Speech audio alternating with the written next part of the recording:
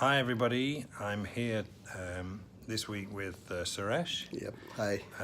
who's been in Jakarta for Now 22 years now. same as me, Same as you, that's exactly the right. same as me. Yeah. And you've been with AKR for Close to 14 years now. 14 That's right. years. That's right. And you've had a tremendous performance with the shares. Absolutely. Yeah, it's been a privilege working with AKR. Yeah, getting AKR's message out to the market over the last more than 10 years plus. Very successfully. Yeah, thank you. Now, AKR's have become involved in all sorts of interesting things. You were mentioning before about you'd invested overseas in China. Yeah. And you've kind of changed direction there. Can you just explain a little bit of what you've done with your China investment? Yeah, I think over the past 2 years, we have done a bit of a shuffling of our portfolios. Earlier, we were in manufacturing in Indonesia, manufacturing sorbitol. We were one of the largest manufacturers of sorbitol in Asia Pacific. That particular business was divested in 2011. So in 2016, we started negotiation with the government of China because they wanted to relocate us and use the land for commercial development. So last year, we could strike the deal with the government and hand over the land for development into commercial purposes. Right. And we shut down our operations in China. So we realized a very good value for that particular land.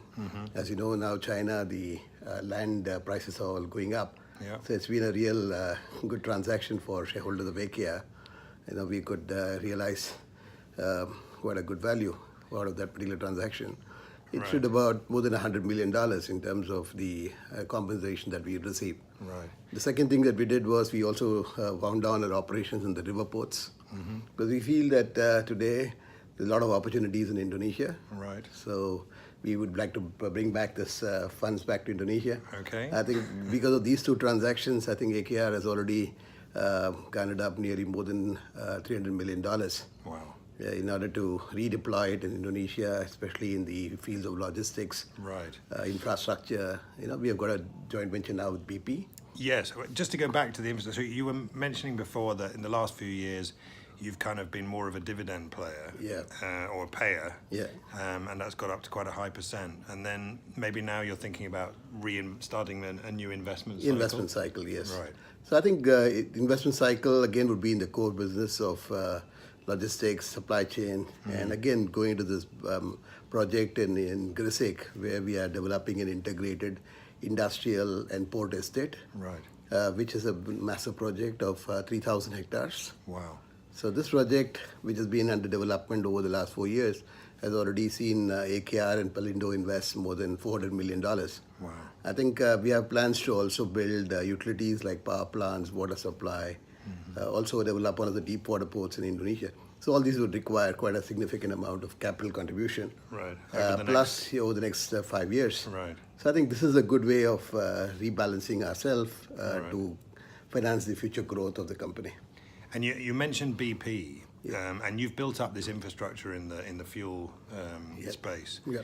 And is that why BP has come to you to do a joint venture? I think yes, AKR over the last decade has grown its position on the industrial fuel supplies. Now we see the retail market in Indonesia now opening up in a big way. Right. As you must have seen in most Jakarta petrol stations now, the gasoline which is now supplied is mostly around 90 and above, which is not subsidized by the government. So there's a huge demand for petrol stations in Indonesia. It's underserved currently.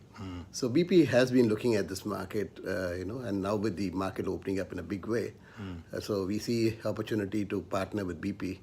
And AKR has its own strength in terms of infrastructure supply chain, Right. which we will support the joint venture. So over the next decade, we plan to open about 350 petrol stations under the BP brand. Wow.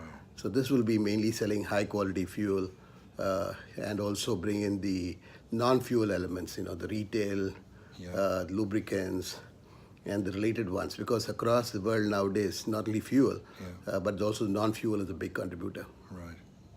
Sounds very exciting. Yeah, absolutely. Okay. I think it's like you rightly said, AKR is now refocusing itself into domestic. retail, the domestic, and Indonesia per se. And with a very strong balance sheet, gearing is less than 0.1 times now. Right. And we have been able to pay a good dividend of more than 40% over the last 8 years. Yeah. The last 2 years, we have also rewarded our shareholders quite well Yes. in terms of increasing the dividend payout to more than 65% now. Yeah. Yeah, that's how this is going. Great. Thank you. Thank you very much. Thank you, Sebastian. Thank you. Okay. Bye-bye.